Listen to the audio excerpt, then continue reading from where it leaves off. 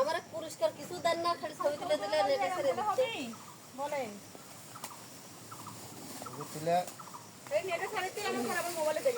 আমার একদম তুলেন না, বাংলা তুলছেন তুলেন, সমস্যা নেই।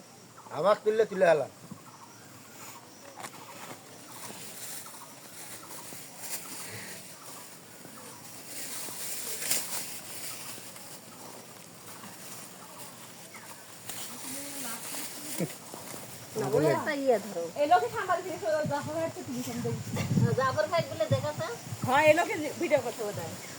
এটা লাইভে দিলে তো সকলেই দেখছি।